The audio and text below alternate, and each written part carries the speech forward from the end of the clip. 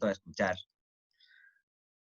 Parece que no hay ideas, entonces pues vamos a seguir tal y como estaba planeado. Ahora sí, compartiendo pantalla.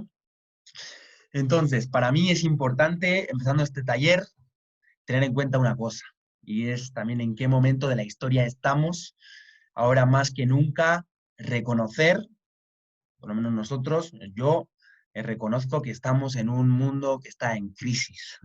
Es una crisis ecológica, una crisis económica, sistémica, en todos los niveles, ¿no? Eh, bueno, eso pues podríamos pasar a discutirlo, algunos estarán más de acuerdo, otros menos, pero lo que está claro es que sí hay un tipo de crisis que sobre todo este año, en el 2020, ¿no?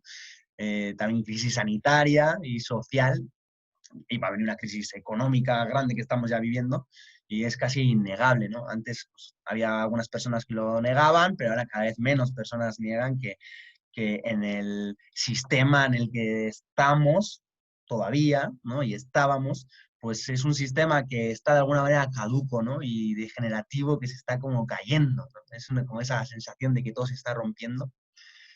Y entonces nosotros estamos aquí en medio, ¿no? La generación que nos ha tocado vivir es un momento en el que el viejo sistema, que viene también con un viejo paradigma, una vieja manera de pensar, se está cayendo, pero a la vez cosas nuevas están emergiendo, ¿no? Hay nuevos paradigmas, un nuevo sistema que está emergiendo a la vez que todo eso está muriendo. Entonces no es que todo está mal, sino que a la vez hay muchas cosas que están ocurriendo, ¿no? Muchas iniciativas muy bonitas y que conviven a la vez de este viejo sistema, ¿no? Entonces esto le vamos a llamar el viejo paradigma, que ahora veremos lo que es una vieja manera de ver las cosas, ¿no? Y un nuevo paradigma que poco a poco está emergiendo. Y nosotros estábamos aquí, en el torbellino, ¿no? En un mundo súper volátil, incierto, complejo, ambiguo, y tenemos que aprender pues, cómo poder transitar ahí, ¿no? Es lo difícil, es la generación que nos toca ahora mismo, el momento que nos toca, ¿no? Bueno, hablando del viejo paradigma, así brevemente, eh, ese viejo paradigma está basado en un relato que se dio hace mucho tiempo, que es el relato de la separación. Es decir, es verse a uno mismo, a una misma, separado de la propia naturaleza, ¿no? Cuando el ser humano se separó de la naturaleza y dijo, bueno, ese es un otro, pues empezó a controlarla, empezó a dominarla, a analizarla, a aprender de ella, pero a verla como un otro, una frialdad muy grande hacia la naturaleza. Eso también nos ha traído una separación de yo con las demás personas, y entonces, de alguna manera, se empezó a ver la Tierra y el mundo como una máquina. No es que eso sea malo en sí, sino que es un estadio, un momento de la conciencia del ser humano, ¿no? Pero bueno, la idea es que, la verdad es que eso ya estamos viendo que se está cayendo, esa forma de ver las cosas, ha producido un sistema y unos resultados que ya no nos valen, ¿no? Entonces, ¿cuál es el nuevo paradigma por el que apostamos o por el que vemos que se está emergiendo?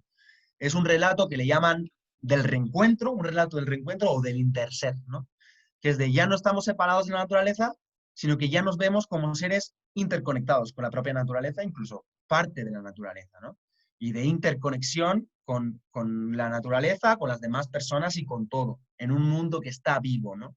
Y con toda la complejidad que eso trae. Pero ese es un poco demasiado simple, ¿no? Reducirlo como tal, como le he dicho, pero más o menos está así, ¿no? Hay un viejo paradigma que está en crisis, un viejo sistema, y una nueva forma de ver las cosas que está emergiendo. La sociocracia, ahora veremos, pero creemos, apostamos que es una herramienta que forma parte de este nuevo paradigma, de esta nueva forma de hacer las cosas y de ver el mundo. Esto sí, es una cosa un poco compleja, pero simplemente quiero mencionarla. Esto es una teoría que se llama la espiral dinámica. Es una teoría que habla sobre la evolución de la conciencia del ser humano. Y esto, si alguno ha leído de animales a dioses, o si alguien que está metido en temas más organizacionales, reinventando organizaciones. Bueno, es una teoría de evolución de la conciencia, ¿no? Entonces, muchos estudios antropológicos y de todo hablan de que, bueno, nosotros cuando los seres humanos, los Homo sapiens, empezaron en la Tierra, pues tenían una conciencia más instintiva, ¿no? De supervivencia. Y poco a poco se generaron tribus con cierta espiritualidad, ¿no? Y un pensamiento mágico que sería un segundo nivel de conciencia. Luego hubo otro nivel de conciencia más que le llaman el egocéntrico, que es cuando ya se crearon mayores estructuras sociales, civilizaciones muy centradas en la persona, ¿no? Y en los héroes, ¡ay, la persona! Y creaban héroes y líderes así superpoderosos, ¿no? Y después se creó otro orden de nivel de conciencia, que es en las grandes metrópolis, donde se valoraba la ley y el orden, ¿no? En la civilización. Y todos estos estadios, no es que unos son mejores que otros, bueno, son estados más avanzados de conciencia, pero son necesarios en la evolución de la conciencia, no son pasos que se van pasando. Y después se pasó en este mundo más capitalista en el que vivimos hoy en día, al competitivo, al naranja que vemos aquí, que es, eh, creo que es el actual en el que vivimos ahora, la conciencia actual, que es ver el mundo como una máquina y como algo de lograr, ¿no? Constantemente éxitos y estrategias para lograr cosas y nos hemos vuelto muy buenos, ¿no? Muy buenos en domesticar la naturaleza, en conseguir en la innovación y la tecnología, sin un sentido más allá, ¿no? Quizá, pero pues, también necesario, ¿no? Toda la evolución de la ciencia, digamos, ¿no? Y pues ahora a nivel social sistémico diría que estamos aquí, ¿no? Muchas teorías dicen que estamos en ese nivel de conciencia, pero pues hay otros niveles más allá, ¿no? Como es el comunitario, que ya está empezando también, que es un nivel donde ya no solo importa el logro y más es mejor, sino también pues, la importancia de las personas, de los derechos de las personas, los derechos de los animales, de la naturaleza, más una humanidad compartida, otro sentimiento, ¿no? Y bueno, y hay otros todavía niveles de conciencia superiores, niveles de conciencia más sistémicos, que bueno, que no es la intención meterme ahí, porque esto es una cosa muy compleja, pero sí saber que no está todo perdido. O sea, que ahora no es que estamos en crisis y todo está mal, sino que simplemente es un momento, ¿no? de la historia de los seres humanos y que vamos hacia arriba, ¿no? Que las noticias son buenas, porque realmente, aunque parezca que todo se cae, realmente siempre ha pasado eso, siempre ha parecido que en un momento todo se cae, pero es para mejor, porque algo nuevo está emergiendo, ¿no? Entonces quiero traer también esa positividad, que las cosas, aunque parece que están muy mal, en realidad estamos yendo para arriba. Y bueno, también decir solo que en esta evolución de la conciencia, los individuos casi siempre van más rápido que las masas y los sistemas y las organizaciones. Entonces es posible que nosotros como individuos estemos en un estado de conciencia donde no creemos en lo competitivo, que estamos más en lo comunitario o más allá incluso, pero que a nivel social no somos capaces de trascender lo competitivo porque el sistema está ahí y pues somos parte de ese sistema y es más difícil como sistema llevar a los grupos a niveles de conciencia más elevados. Y para eso está la sociocracia en parte, ¿no? Así. No vamos a dejar hasta aquí. Esto, el que quiere investigar la dinámica espiral de Ken Wilber, es todo un tema que el libro de Reinventar Organizaciones, que es un libro innovador, que ha revolucionado un poco esta forma de ver la evolución de las organizaciones, se basa un poco en esta evolución de la conciencia de las organizaciones, ¿no? Y lo más interesante ahí es que todos los primeros 4 estadios que hemos hablado antes, desde la tribu y del autoritario, todas esas pasaron en más o menos como en 100.000 años, en 4 estadios de conciencia. Pero es que en los últimos 100 años ya hemos pasado por 3 niveles de conciencia diferentes, ¿no? Desde el autoritarismo total hasta ahora que estamos yendo hacia el ecologismo mayor, ¿no? De alguna manera. Ha cambiado mucho en los últimos años. Entonces, es ver que estamos en un momento en el que las cosas están cambiando muy rápido y que la conciencia incluso está evolucionando muy rápido, ¿no? Entonces, es un momento único en la historia que nos está tocando vivir, que bueno, que creo que promete mucho. Eh, bueno, otra de las teorías también es de que en este sistema en el que estamos metidos en un círculo vicioso del miedo, desde la separación con las demás personas, como hemos hablado, ¿no? Entonces, que hay una manera, poco a poco, en la que nos vamos metiendo en otros círculos virtuosos, que tiene que ver más con la participación y la colaboración, que tiene más que ver con los valores del amor, ¿no? Que es un poco más una conciencia mayor. Un poco me voy a meter mucho más en esto, pero... vale. Entonces, ¿qué tiene que ver esto con la sociocracia?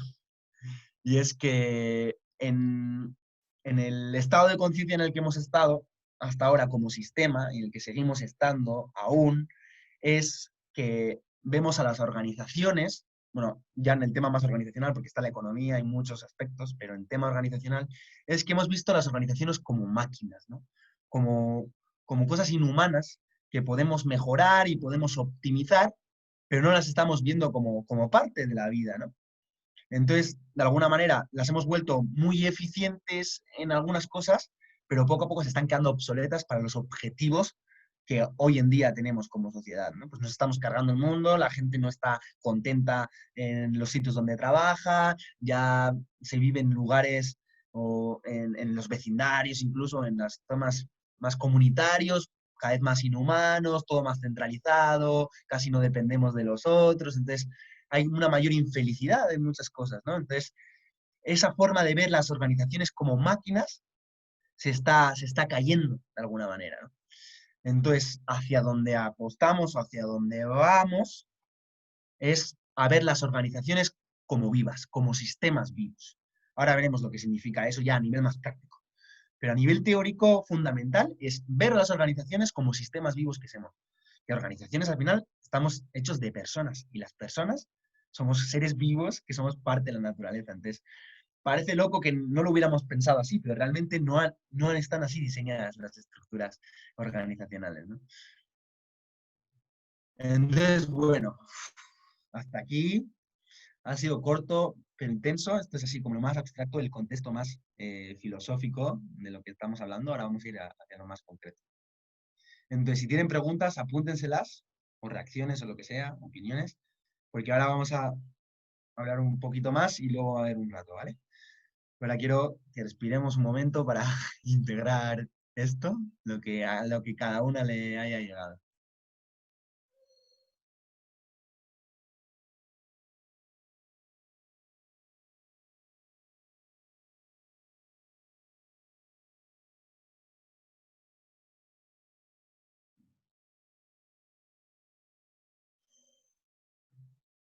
Bueno, seguimos.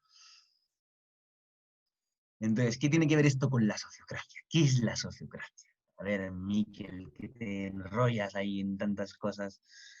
La sociocracia es un conjunto de herramientas y principios que tiene en cuenta que las organizaciones son sistemas vivos. Entonces, que se basa en esos principios. Que ahora veremos cuáles son, pero se basa en los principios que las organizaciones somos sistemas vivos y que como eso estamos dentro también de otros sistemas, ¿no?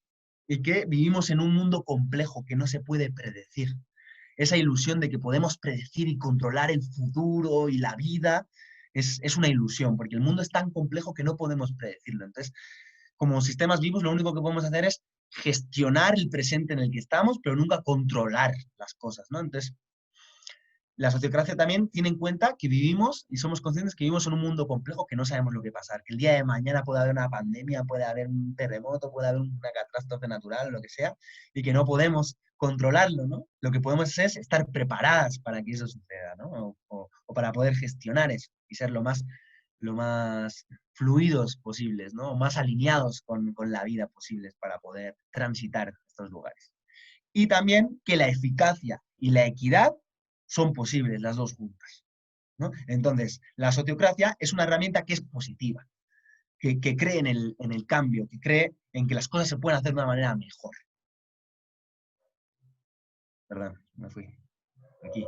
Entonces, cuando digo que las organizaciones son sistemas vivos, ¿de qué hablo? Vale, hay ciertos principios, ¿no? De los sistemas vivos. Y es que los sistemas vivos, es decir, las organizaciones, son interdependientes.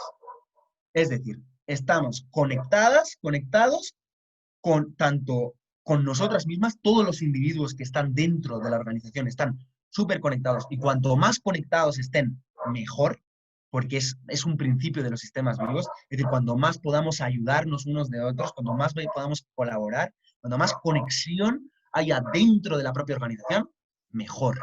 Habrá más relaciones simbióticas, ¿no? Más relaciones ganar-ganar, más se va a optimizar el sistema. Entonces, muchas veces en las organizaciones, como vemos, están en departamentos totalmente separados, ¿no? Unos no se hablan con los otros, no saben lo que pasa. Entonces, eso es totalmente ineficiente para el sistema, ¿no? Y está ahí mi perra ladrando, no sé si... A mí me está molestando un poco.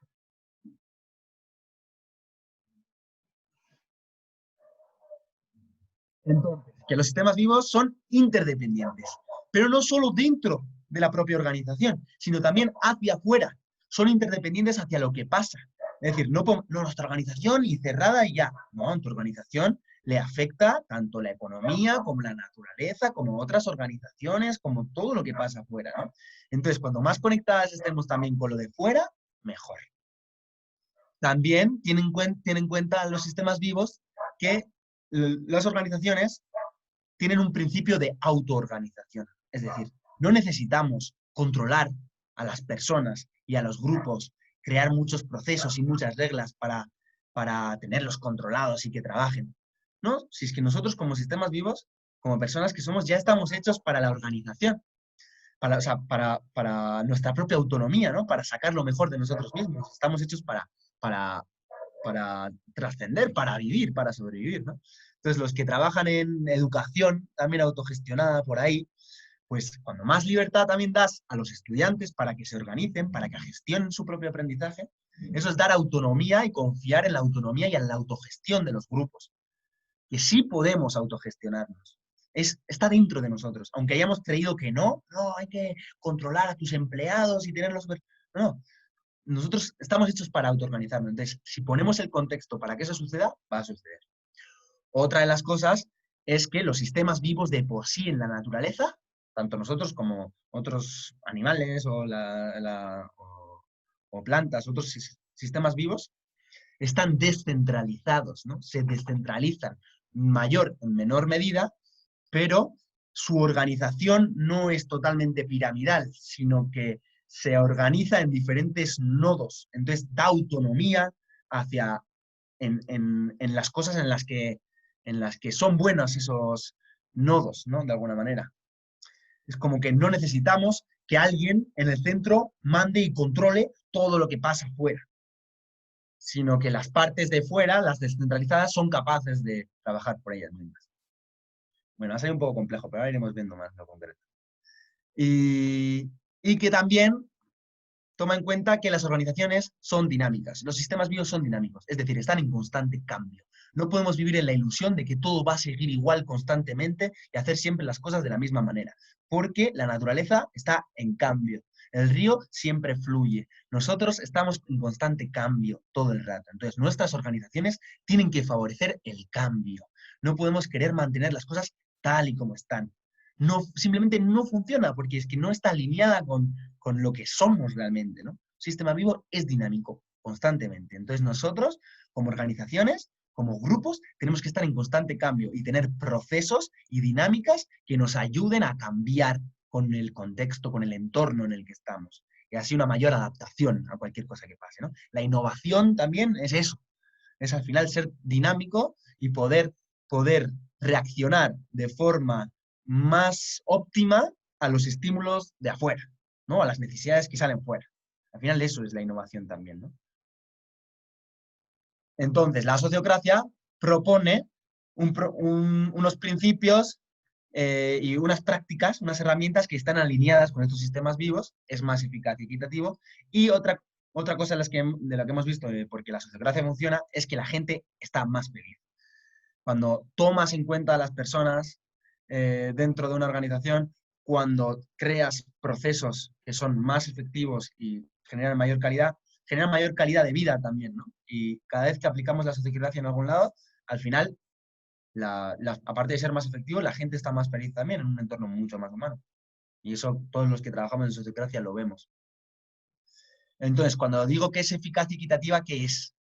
Suele haber dos puntos de vista encontrados muchas veces. Cuando decimos, no, pues lo jerárquico no está tan bien porque no es inclusivo, pero bueno, al final es lo más efectivo, porque ahorra tiempo, ¿no? Que alguien tome una decisión y ya pues, todo el mundo la haga, porque si tenemos que entre todas ponernos de acuerdo, pues es que tardamos mucho tiempo, es muy pesado.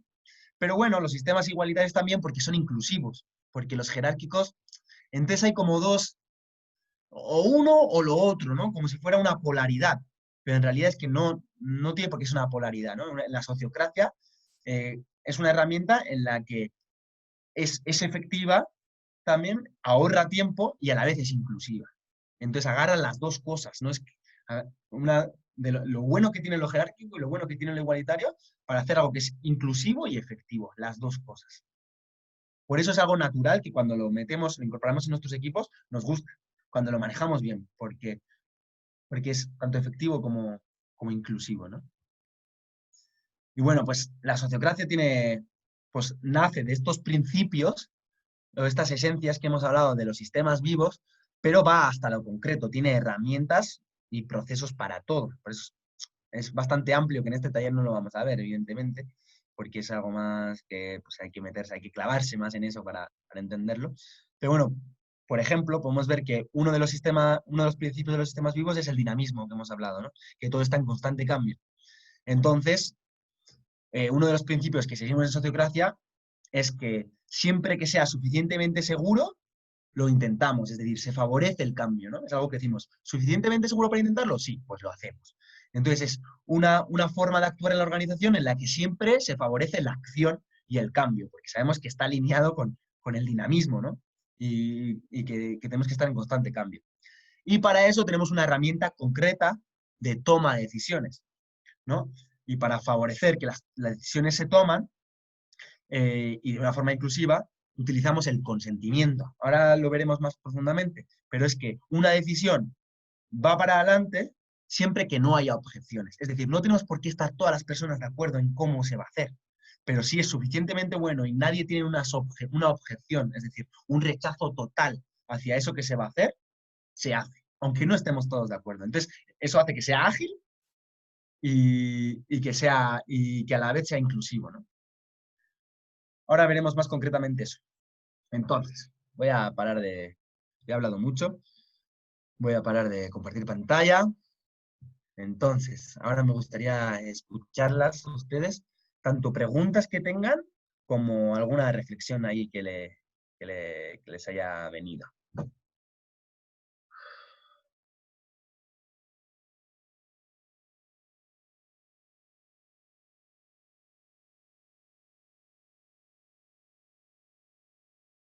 Y si no, nos tomamos 2 minutos de descanso de respiración.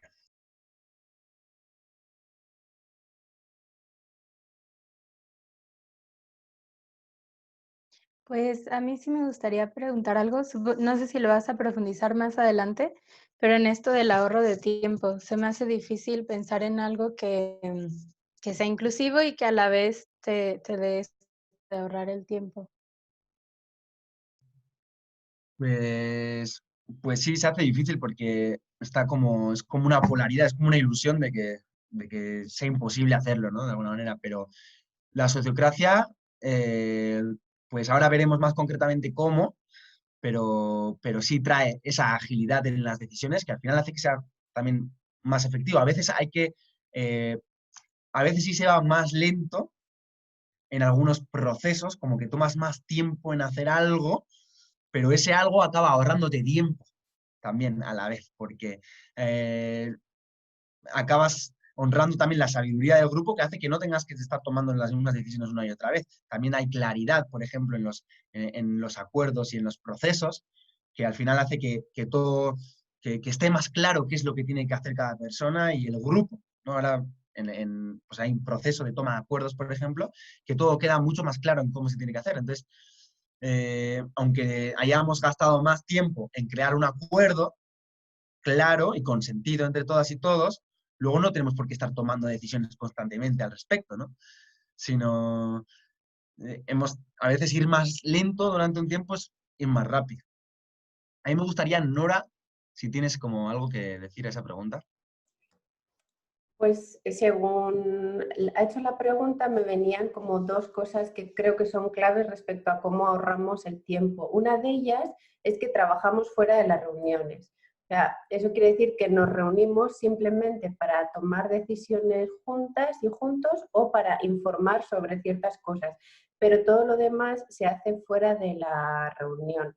Entonces, la manera de funcionar es siempre en círculos de un número limitado de personas, con lo cual no se hacen reuniones tan largas porque haya tantas personas dando su punto de vista o tomando la decisión, sino que cada equipo se dedica a un área específica. Entonces se trabaja mucho la confianza en que cada equipo va a hacer lo mejor posible del objetivo de su círculo. Entonces son círculos con un número determinado y reducido de personas, con lo cual el tiempo no se alarga y ese equipo suele estar muy bien engranado y se complementan muy bien para trabajar en los temas que les corresponde y confían en que el resto va a hacer el mejor trabajo respecto a los objetivos que les corresponde. Entonces, el hecho de que haya diferentes círculos enfocados en solo ciertos objetivos hace que sea mucho más eficiente el tiempo. Y sabes que cuando te juntas con tu equipo vas a poner en común cosas que luego se trabajan fuera de esa reunión. Entonces, creo que esas dos partes son bastante claves respecto a la eficiencia. ¿Listo? Gracias.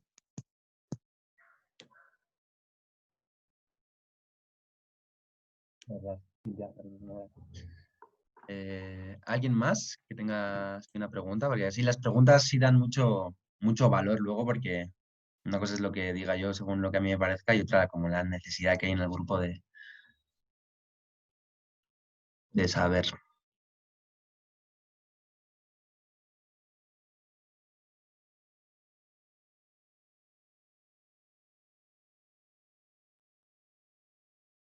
Bueno, pues si no hay ninguna pregunta o ninguna reflexión, también puede ser algo que quieran, una reflexión que tengan por ahí. Voy a dejar espacio para que las personas más tímidas también tengan la oportunidad.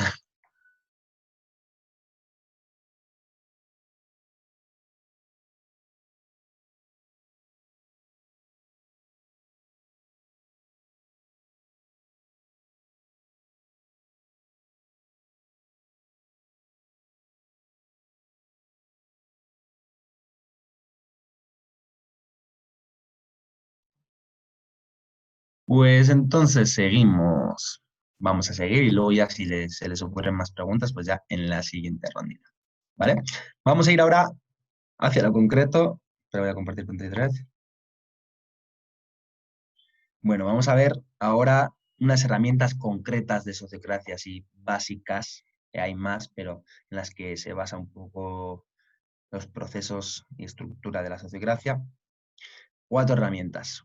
La primera es, como ya hemos hablado, y Nora ya se ha avanzado en explicarnos un poco más, que es que trabajamos en círculos, ¿no? Que son círculos, realmente un círculo verdaderamente efectivo no puede ser como mayor a 10, 15 personas.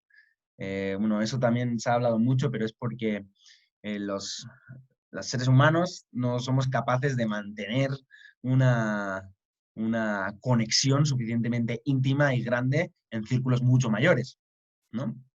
Nosotros venimos de los chimpancés y, por ejemplo, los chimpancés nunca hacen grupos mayores a 20, 30 personas, ¿no? Porque no se conocen, no conocen los olores de 100 simios, ¿no? Entonces, también hay un tema biológico en eso, ¿no? Y que lo hace mucho más efectivo. Entonces, una estructura, o sea, una organización puede ser de 100, de 1000, de muchas personas, pero siempre se va a estructurar en pequeños círculos, no más grande de 15 personas. Y en un círculo lo que tiene esa geometría es que en un círculo todas las personas tienen la misma importancia.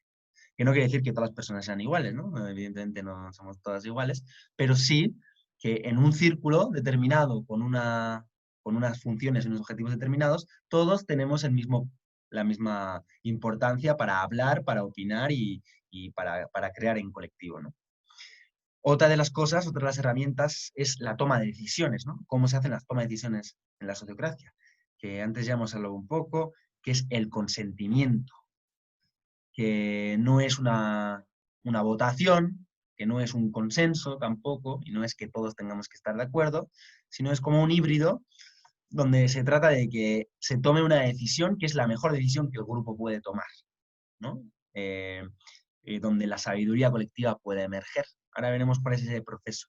Pero en el consentimiento, las personas no es que estén totalmente a favor de cómo se tienen que hacer las cosas, sino que consienten, es decir, no objetan, no ponen oposición a que algo se haga. Entonces, por eso, se favorece a que las cosas se realicen y a la vez las objeciones que hay, las cosas en contra que hay a esa decisión, se tratan de integrar y modificar las propuestas para que las decisiones sean tomadas. Y no de, bueno, vamos a hacer esto, ¿quién vota sí, quién vota no? Entonces de ahí se escapa también de la tiranía de la mayoría, ¿no? Que vivimos en la democracia, por ejemplo, o la tiranía de la minoría, que también puede ser, ¿no? Una persona que no quiere, y ya no podemos tomar la decisión, ¿no? Porque, o no podemos movernos. No, pues tratamos de, en los grupos, también cuando la madurez de los grupos va aumentando, pues mejor se toman este tipo de decisiones. Luego, otra cosa importante es en la forma de representación, sobre todo en grupos más grandes, ¿no? Que hemos visto que, por ejemplo, en un sistema tan grande como el sistema electoral o democrático que tenemos, es una representación unipersonal e indirecta, ¿no? Donde pues elegimos a una persona para que nos represente, pero bueno, nosotros votamos a un partido, ese partido elige a la persona, bueno, es todo un tema más complejo. Aquí en la sociocracia es diferente y se trabaja con doble enlace y con una forma de elegir que se llama la elección abierta, que ahora lo veremos.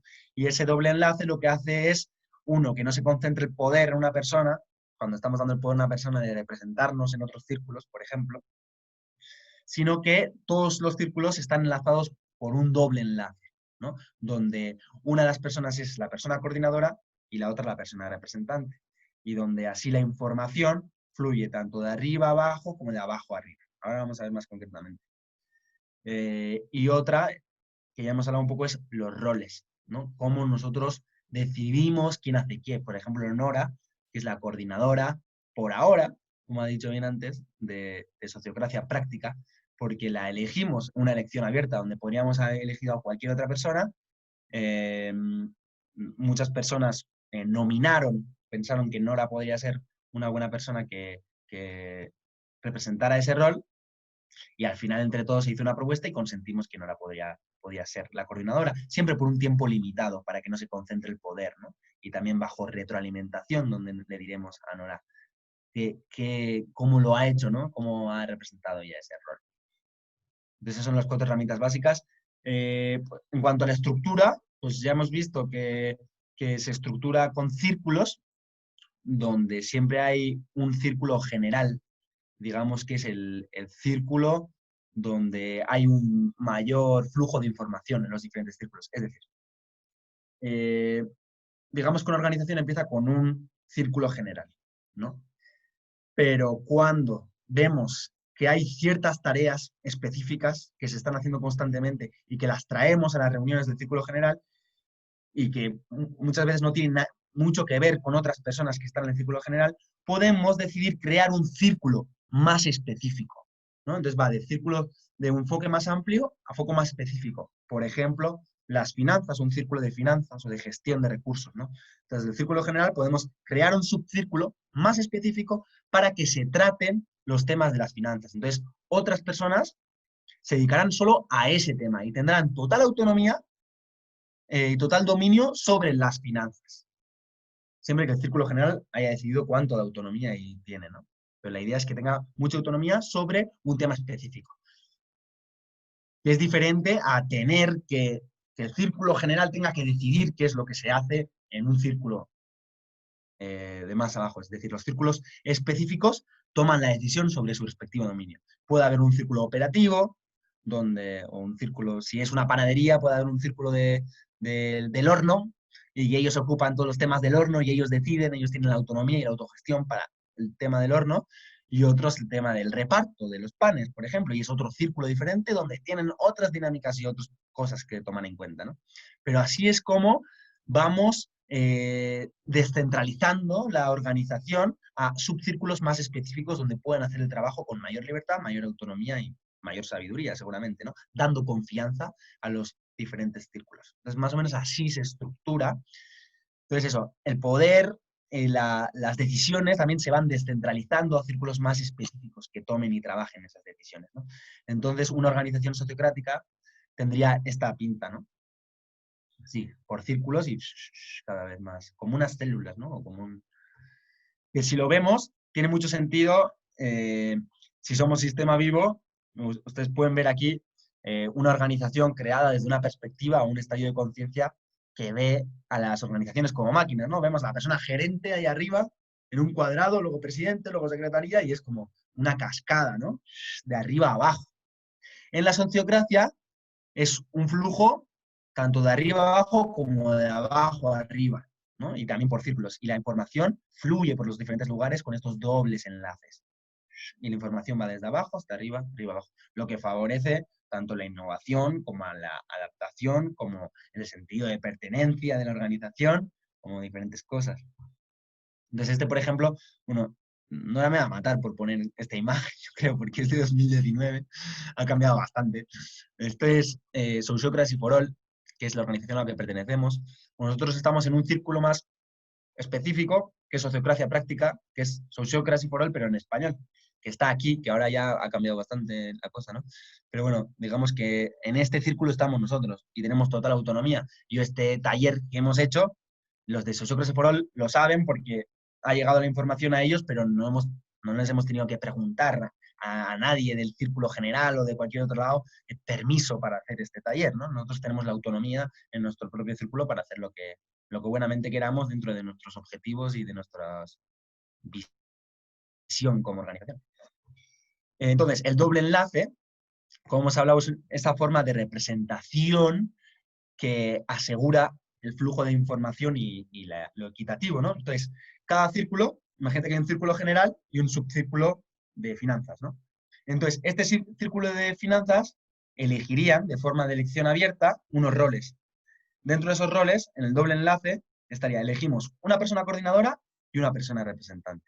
Elegimos una persona coordinadora para que coordine, es decir, supervise de alguna manera o se asegure que los objetivos del grupo se cumplen y forma parte del círculo superior que ha creado, el círculo general, que es quien ha creado este círculo de finanzas. Y también elegimos una persona representante, que será la persona que lleve la información, tanto necesidades como cualquier otro tipo de información, al círculo de arriba. Entonces el coordinador trae como los objetivos o las necesidades del círculo superior de alguna manera, o el círculo más amplio, al específico, y el representante lleva la información del círculo más específico al círculo más amplio. Entonces así aseguramos que la información sea bidireccional, en vez de como la jerarquía, que la información es unidireccional. La información se concentra en la situación, en los puestos de poder y baja abajo, pero nunca la información en los sistemas jerárquicos desde abajo va la información hasta arriba, ¿no? Pero en los sistemas sociocráticos sí la información va de un lado para otro, es lo que hace que la organización sea más inteligente ya de por sí, ¿no? Porque la información fluye y podemos aprender todos de todo. Y yendo más concretamente a la toma de decisiones por consentimiento, que es algo que podríamos empezar a aplicar en cualquier cosa con cualquiera, como con la pareja, por ejemplo, con la compañera solemos hacerlo también, que es este proceso de toma de decisiones con consentimiento. Entonces, tiene que ver con que cuando vamos a tomar una decisión, cada uno tiene su preferencia, ¿no? En muchas cosas. Entonces, si vamos a pintar en las paredes de la casa, pues yo tengo una preferencia de que sea azul, otro rojo, otro morado, y muchas veces ponernos de acuerdo entre todos pues, puede ser difícil. Entonces, en la sociocracia tratamos no solo trabajar desde la preferencia, sino desde el rango de tolerancia. Es decir, mira, a mí me gusta el azul y prefiero el azul, pero tengo un rango de tolerancia que, mira, a mí con que se pinte las paredes, lo demás me da igual. Yo necesito que las paredes sean pintadas por el tema de la humedad y tal y cual. Pero bueno, tengo un rango de tolerancia a cualquier color. Entonces no voy a entrar en discusión, no solo en discusión, podemos hablar de lo que preferimos, pero no vamos a parar las decisiones por mis preferencias, sino pues el grupo va madurando para intentar trabajar con los rangos de tolerancia de las personas. Entonces así es más efectivo o tenemos un rango mayor para tomar decisiones, ¿no? Y las decisiones se toman siempre que no haya objeciones, ¿no? Y si hay objeciones, se trata de integrar esas objeciones. ¿Qué es una objeción? Una objeción es, de alguna manera, como decir no a esa propuesta que se ha hecho porque la persona cree que va en contra del objetivo del grupo, ¿no? Pues si nuestro grupo, nosotros estamos aquí, estamos creando aquí una comunidad sustentable y queremos pintar las paredes, las vamos a pintar de azul y alguien pone una objeción y dice, oye, estamos intentando crear una comunidad sostenible y todo eso, y estamos pintándolo con un material totalmente tóxico, ¿no?, al medio ambiente. Entonces, objeto, y no me parece bien porque creo que no va con nuestro objetivo y para lo que hemos creado este grupo. Entonces ya el grupo tiene que otra vez plantear y decir, bueno, ¿cómo integramos esta objeción? Bueno, pues podemos pintarlo, pero con otro material. Ah, bueno, vale. Entonces, ¿es suficientemente seguro para intentarlo? Es lo que decimos. O ¿puedes vivir con ello? Bueno, sí, puedo vivir con ello. Entonces, vamos adelante. Siempre que se pueda vivir con ello, sea suficientemente seguro para intentarlo, lo hacemos. Si es que no es seguro, porque las personas que están dentro no van a poder vivir con ello o no están dispuestas a hacerlo, pues entonces ahí sí no se toma la decisión o se trata de elaborar diferentes propuestas para para ir para adelante. Esto más o menos así brevemente todo el proceso de consentimiento, que tiene su historia luego después cuando estamos en los procesos colectivos, ¿no? Pero así como brevemente, de eso se trata. Entonces, cuando tomamos decisiones por consentimiento y ya no trabajamos, como ven por aquí, hay un traslape en las preferencias. Es decir, si entre nosotras intentamos tomar una decisión, nuestras preferencias, donde se traslapan, es decir, donde estamos de acuerdo en las preferencias, es una cosa bien reducida, porque somos personas bien diferentes. Pero si trabajamos con nuestro rango de tolerancia, nuestra capacidad para tomar decisiones y agilidad y movernos adelante es mucho más amplia, ¿no? Y podemos tomar mucho más rango de posibilidades y de acciones dentro de la organización, ¿no? Entonces trabajamos en ese traslape de los rangos de tolerancia. Y siempre hay que saber que lo que somos capaces como grupo es lo que podremos hacer, ¿no? Sin ningún tipo de control. ¿Verdad? Que si yo quiero que el grupo haga algo, pero si al final no hay un rango de tolerancia donde todos podamos tomar esa decisión, pues no vamos hacia ahí. El sistema quiere ir a otro lado, ¿no? Entonces también es como escapar del control personal sobre las demás personas, ¿no? Y sobre el propio grupo también. Entonces, hay unos roles en la sociocracia que son unos roles fijos, unos roles de círculo. Luego hay otros roles que nosotros podemos crear según las tareas que hagamos en cada organización. Pero hay unos roles fijos dentro de los círculos para asegurar el funcionamiento óptimo y la equidad y la eficiencia del grupo, que son el de coordinador y representante, que ya hemos hablado antes, ese doble enlace. Y luego hay otros dos muy importantes también para la efectividad y la inclusividad, ¿no?, del grupo. ¿Y qué es la persona facilitadora? ¿Qué es eso? Es la persona que facilita los procesos del grupo, los procesos de toma de decisiones, los procesos de exploración, de diálogo. Entonces, en estas reuniones que se juntan en círculo, que es donde se toman las decisiones y se hace ese trabajo para luego poder trabajar fuera, como bien ha dicho Nora, necesitamos una persona que conozca los procesos de la sociocracia, que fomente la participación y la efectividad y la equidad, ¿no? Entonces, en la sociocracia hay muchos procesos que ahora veremos, unos procesos que hay que aprenderse de alguna manera para poder facilitar estos círculos y para asegurarnos de que podamos trabajar de forma sociocrática. Entonces, la persona facilitadora es la que guía ese proceso. Y la persona secretaria es la que de alguna manera apunta o tangibiliza o guarda todo lo que sucede en esas reuniones, tanto para que se cumplan como para la transparencia también, para los otros círculos, para nosotros mismos, para tener claridad y también para que se vayan cumpliendo todos los acuerdos de lo que va pasando, ¿no? Entonces la persona secretaria es la que apunta, agarra la minuta también, entre otras cosas, dentro del círculo. Entonces son estos 4 roles los oficiales del círculo y los que necesitamos mínimo para trabajar en un círculo sociocrático. Entonces, un rol no es lo mismo que un puesto, lo que hay que saber, un puesto de trabajo, ¿no? No, yo soy gerente, no sé qué, y para siempre, y no se sabe muy bien lo que es, pero tengo ese nombre. Pues aquí estamos con unos roles que son un conjunto de funciones que antes hemos consentido entre todas las personas, ¿no? Entonces, rol de coordinador, ¿qué significa? Significa que hace esto, que vela por los objetivos del grupo, que va a hacer o proponer las agendas de las reuniones, pues va a tener un conjunto de funciones, ese rol. Entonces nosotros creamos un rol y luego elegimos la persona que lo va a representar, ¿no? De hecho, puede tener más de un rol también, ¿no? En diferentes círculos, que eso favorece mucho también la transparencia y el flujo de información dentro de las organizaciones. Y algo muy importante es que los roles se hacen a elección abierta, es decir, que no es votación tampoco, ¿no? Coordinadora. ¿Quién vota, Nora? 4. ¿Y quién?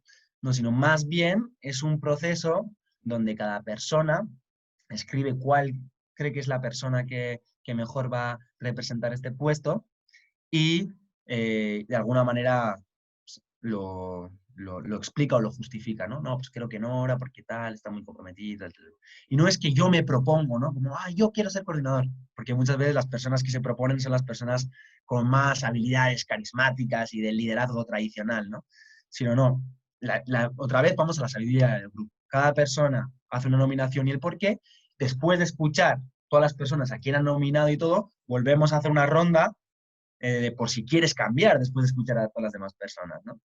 Entonces, después se hace una ronda de cambio, otra vez, ¿por qué elegimos a qué persona? Y después se hace una propuesta, bueno, pues después de escuchar a todas las personas, después de honrar la sabiduría del grupo y de lo que piensan todas las personas, propongo a Nora para el papel de coordinadora durante los siguientes 6 meses.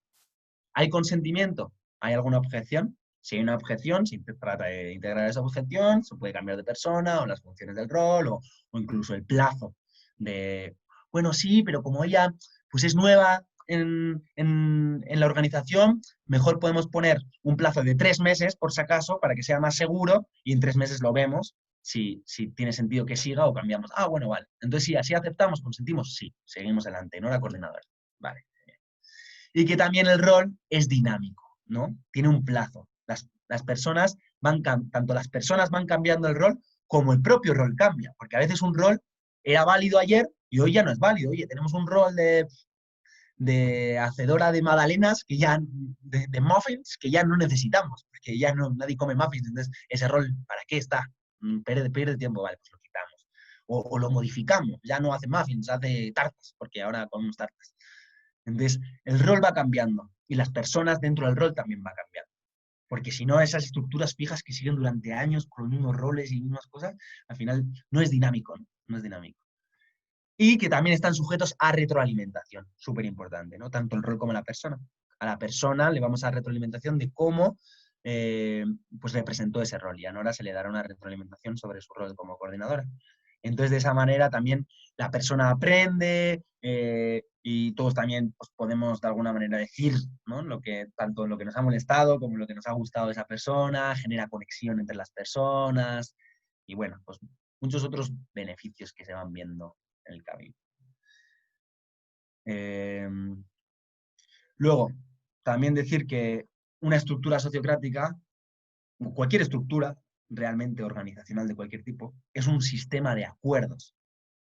Es decir, de acuerdos sociales, tanto implícitos como explícitos. Es decir, podemos tenerlos claros cuáles son y escritos y saber cuáles son, o no, pero ahí están, porque así operamos y gracias a ellos operamos, ahí están esos acuerdos, ¿no? Entonces, en Sociocracia lo que hacemos es explicitar esos acuerdos, que haya claridad en los acuerdos. ¿Quién hace qué? ¿Cómo hacemos qué? Todas estas políticas, ¿no? Dentro de una organización. Entonces, hay una claridad en las políticas, súper importante. Que son móviles, que son dinámicas, que también las cambiamos, que están en constante evolución y aprendizaje esas políticas, pero las tenemos claras, porque si no las tenemos claras, va a haber un sistema de acuerdos que va a estar implícito, que va a ser invisible, que seguramente no favorezca la equidad, porque venimos de una sociedad súper patriarcal que nos va a traer muchas cosas, ¿no? De dominación y de muchas historias que si no explicitamos, si no acordamos, si no clarificamos, nos van a comer, ¿no? Esos acuerdos se hacen por consentimiento, evidentemente, también se retroalimentan, también tienen un plazo y se mantienen mientras funcionan. Porque ¿cuántas organizaciones crearon unas políticas hace muchísimos años que funcionaban en ese momento, pero han pasado 40 años y, oye, ya no funcionan? Y hoy en día no funcionan ni lo del año pasado, ¿no? O sea, realmente hemos visto que vivimos también en un mundo mucho más volátil y todo esto. Lo que funcionaba hace 6 meses, hoy no funciona. Entonces, nuestros acuerdos tienen que ir cambiando constantemente. Para eso están las reuniones, ¿no? Y pues así. Entonces, bueno, esto es una teoría en la que nos basamos súper simple, ¿no? De cómo hacemos cualquier cosa. Primero planificamos algo, un acuerdo. Vamos a hacer esto así. Vale, acordamos, consentimiento. Bien. Después, fuera de las reuniones, se ejecuta eso, lo hacemos. Y después, un tercer paso, por último, evaluamos qué tal ha ido. Eso hacemos con todos los procesos. Lo vamos a hacer hoy también con el taller de hoy. Oye, ¿qué les ha parecido? Yo lo he planificado, entre Nora y yo, lo hemos hecho y ahora lo retroalimentamos qué tal ha ido para aprender y seguir cambiando. Eso lo hacemos con las políticas, con los roles, con cada acción que hacemos, ¿no? Y eso hace que seamos dinámicos, que aprendamos, que haya innovación, que haya un conocimiento. Es un proceso natural que nosotros mismos hacemos con muchas cosas, ¿no? Entonces, nosotros somos un sistema vivo también. Entonces, yo planifico cocinar y voy a agarrar esa sartén. Entonces lo hago. Y una vez lo hago, hay un feedback de eso. Entonces yo cuando he agarrado la sartén me quemé. Hay una información. Entonces esa información la tengo que procesar, tengo que evaluar y decir, ah, bueno, si toco la sartén cuando está caliente, me quemo. Ah, entonces ya no la voy a tocar más veces cuando está caliente. Entonces ya la siguiente vez planifico de otra manera, ¿no? Entonces así con todo, es un ejemplo súper tonto, pero eso con todo. Hacemos un plan de acción para vender nuestras magdalenas, lo hacemos, lo ejecutamos y luego lo evaluamos. Oye, ¿qué tal ha ido, chicas? Bien, mal, ¿qué nos ha faltado? Vale, pum. ¿Es esto? Vale, genial. Pues próximo día aprendemos y lo hacemos de una manera diferente.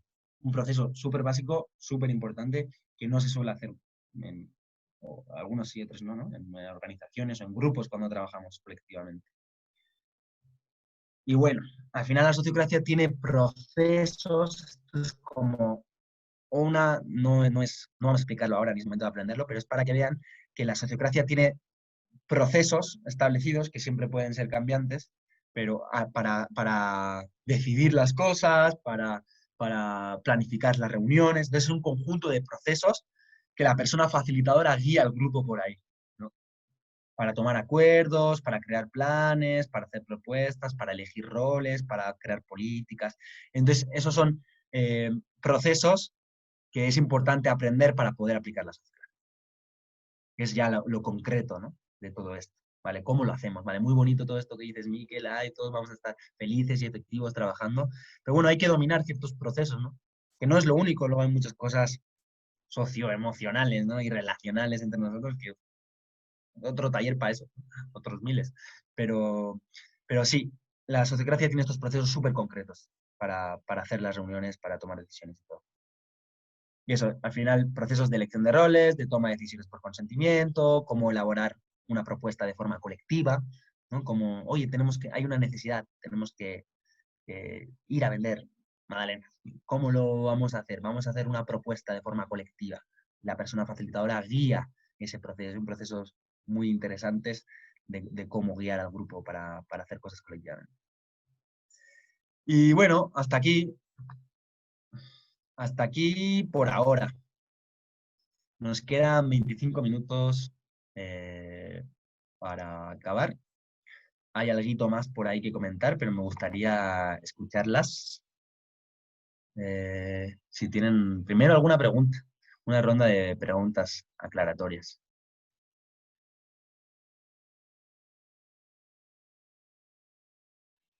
Quería saber si sería posible compartir ese gráfico de ¿cómo se llama?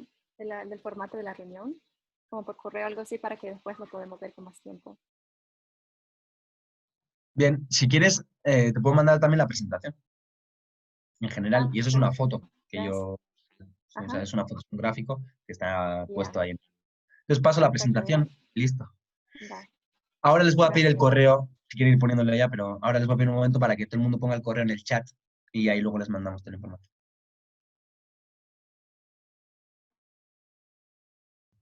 ¿Alguna pregunta más?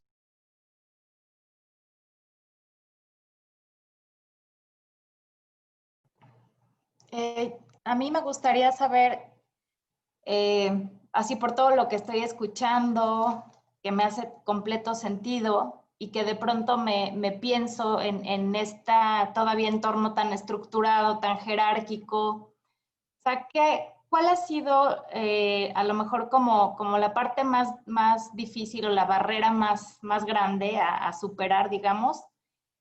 Y por otro lado, pues, ¿cómo lo han manejado? O sea, ¿cuál ha sido la mejor estrategia para acompañar ese proceso que yo leo un poco como de transición, ¿no? De transitar de algo muy estructurado, robotizado, máquina, hacia un sistema donde se fluye, donde como dices, ¿no? Se articula de manera pues más orgánica, etcétera. O sea, no sé si me expliqué. Y sí te explicaste. A mí me gustaría saber qué opina Nora. Sí, a ver, yo llevo acompañando procesos de estos 4 años y en organizaciones diferentes, o sea, tanto escuelas como empresas, como asociaciones, entonces cada caso es único. Sí que hay ciertas cosas que se repiten y hasta el momento en este proceso de implementar la sociocracia y hacer la transición, también tenemos como ciertos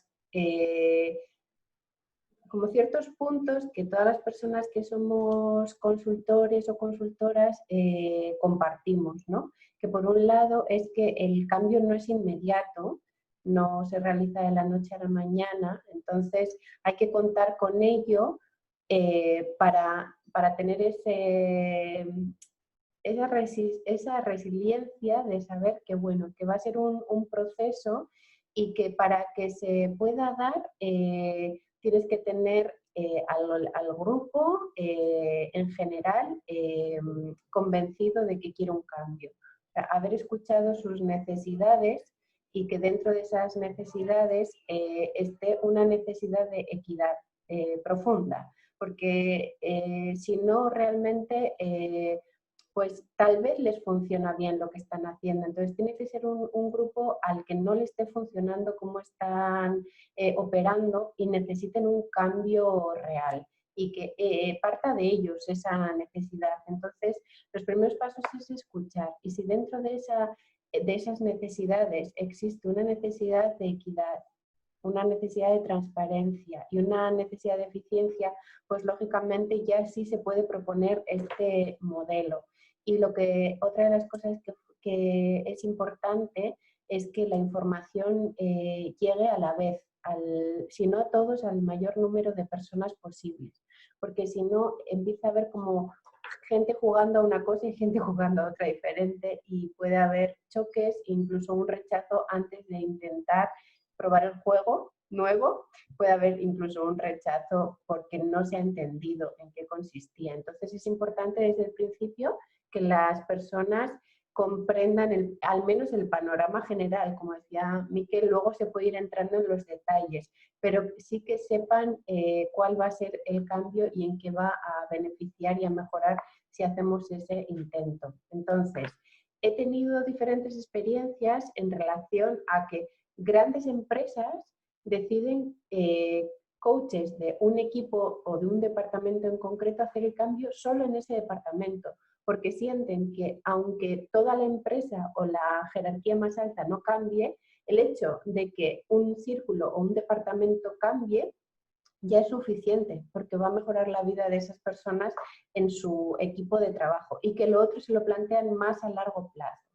En cambio, en otras organizaciones que no son tan jerárquicas o en el que sí que hay más deseo de que el poder sea compartido, es importante que todo el mundo esté al tanto y que el cambio se vaya haciendo paulatinamente y por todos o todas las personas que participan en la organización a la vez. O sea, aunque vayas más despacio, pero sí que se vayan dando pasos y que sean las mismas personas las que vayan solicitando un poco más, porque cuando volvemos otra vez como los salvadores o como quienes tenemos la verdad de lo que esto nos funciona, pero nosotros sí sabemos lo que sí funciona, pues al final es contraproducente. Entonces, nosotras en Sociocracia Práctica lo que hemos visto y lo que recomendamos mucho también es que las personas que sí tengan claro que quieren experimentar con esto, que se empapen, que entren en grupos que funcionan sociocráticamente, que asistan a todas las formaciones posibles, porque solamente viendo esa posibilidad y palpándola y practicándola, van a ser capaces de ver sus equipos a qué ritmo lo van necesitando y qué ir dando para apoyar ese proceso desde el máximo respeto a que cada grupo tiene sus ritmos. No sé si eso responde lo que Carolina preguntaba. Sí, muchas gracias, Nora.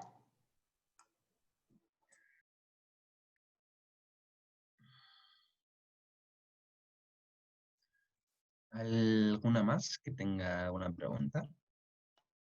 No A importa mí me si... gustaría saber si dentro de la sociocracia tienen alguna herramienta para resolución de conflictos en los grupos, si pueden compartir alguna experiencia.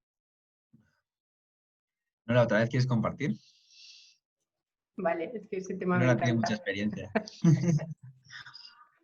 Bueno, me encanta porque sí que es verdad que la sociocracia previene muchos conflictos. Es decir, cuando tienes una manera de comunicarte en la que al principio se habla desde la persona, o sea, hay muchas cosas que tiene la sociocracia en el que ya se atiende a la parte psicológica, emocional y no solo a la laboral, con lo cual las personas se sienten contenidas, cuidadas y hay un espacio para estas cosas, tanto al principio como al final de las reuniones, y se contempla a la persona como un ser íntegro, o sea, no es como yo soy Nora mamá, soy Nora trabajadora y soy Nora con mis amigos, no, o sea, yo soy toda yo, incluso en mi trabajo la gente sabe sobre mí en completo, ¿no? No tengo que andar parcelando todas mis facetas.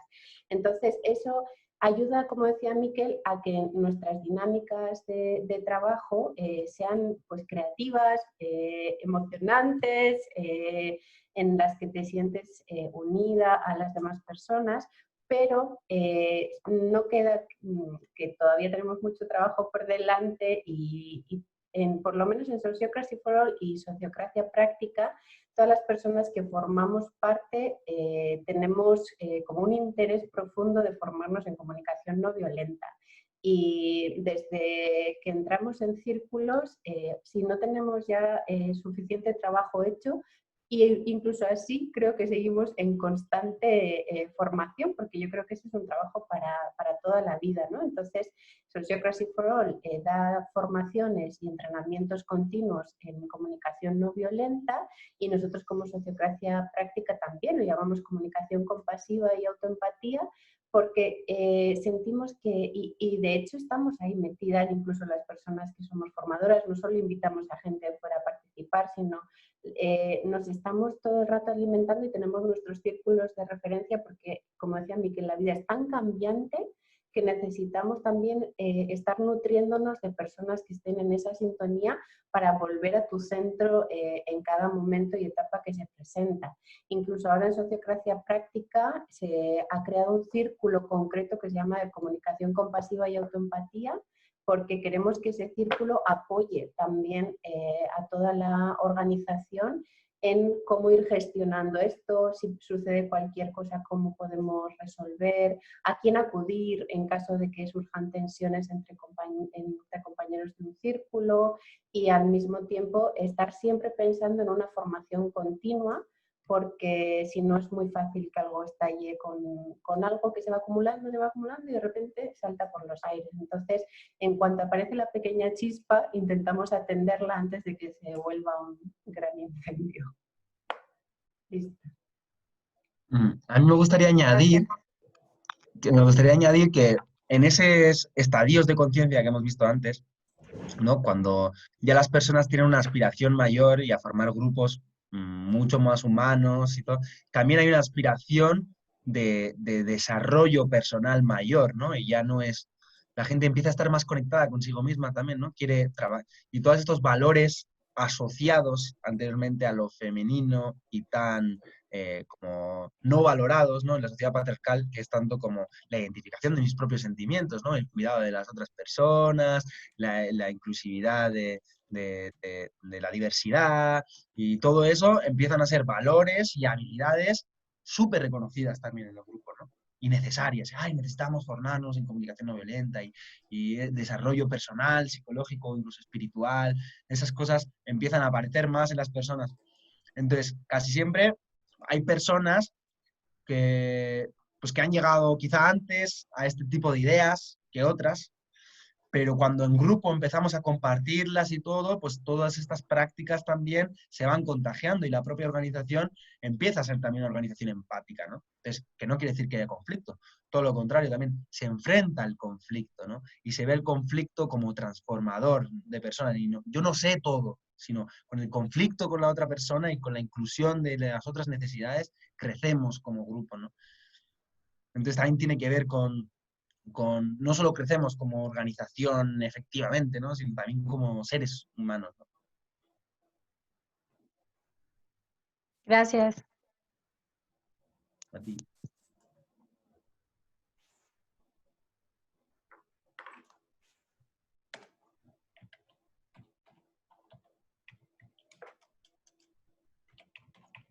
Bueno, entonces, a mí me gustaría escucharlas a todas, ahorita así como reflexiones que hayan tenido, pero antes vamos a ya lo ultimítimo, ultimisísimo, ¿y por qué está aquí?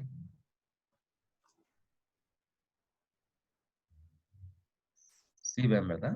Vale, entonces, bueno, de la aplicación ya hemos hablado, ¿no? Que puede ser desde grupos de 2, 3 personas hasta miles de personas, ¿no? No es, y pueden ser personas, organizaciones altamente como organizadas en temas tecnológicos y no sé qué, como colectivos sociales de cualquier otro tipo, o la familia o la organización de la casa, ¿no?